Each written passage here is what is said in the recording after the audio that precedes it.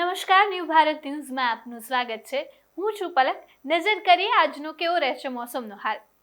રાજ્યમાં હવે વરસાદનું જોર ધીમે ધીમે ઘટી રહ્યું છે, ત્યારે હવામાન વિભાગ દ્વારા આગામી 7 દિવસ દરમિયાન રાજ્યના વિવિધ ભાગમાં ભારે આફતને બદલે માત્ર હળવાથી મધ્યમ વરસાદી ઝાપટા પડવાની સંભાવના વ્યક્ત કરવામાં આવી છે।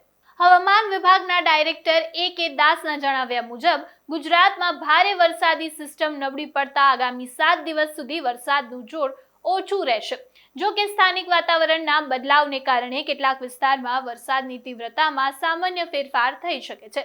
ચાલુ ચોમાસાની સિઝનના સત્તાવાર આંકડા પર નજર કરીએ, રાજ્યમાં અત્યાર સુધી સરેરાશ 162.5 મીમી વરસાદ નોંધાયો છે, જે સામાન્ય સ્થિતિ થતા 178.7 મીમી વરસાદ કરતા અંદાજે 9% ઓછો છે।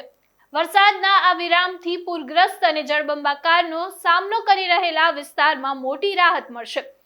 આજે ઉત્તર ગુજરાતના અમદાવાદ, ગાંધીનગર, બનાસકાંઠા, સાબરકાંઠા સહિતના જિલ્લામાં ગાજવીજ સાથે હળવા ઝાપટાની સંભાવના છે। આ તરફ દક્ષિણ ગુજરાતના વડોદરા, સુરત, નવસારી અને વલસાડ તેમજ સૌરાષ્ટ્ર, રાજકોટ, જૂનાગઢ, જામનગર પંથકમાં અમુક સ્થળ પર મધ્ય વરસાદી માહોલ જળવાઈ રહેશે।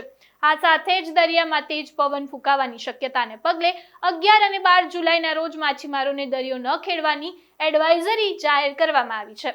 વરસાદનું જોર ઘટવાના આ સંકેતો વચ્ચે એ જોવાનું મહત્વનું રહેશે કે પ્રશાસન અને આપત્તિ વ્યવસ્થાપનની ટીમ નદીઓ તેમજ ખાડીના પૂરના ઓસરતા પાણીના નિકાલ અને જનજીવનને ફરી પાટા પર લાવવાના મોટા ગ્રાઉન્ડ લેવલ પર કેટલી ઝડપથી કામગીરી કરે છે।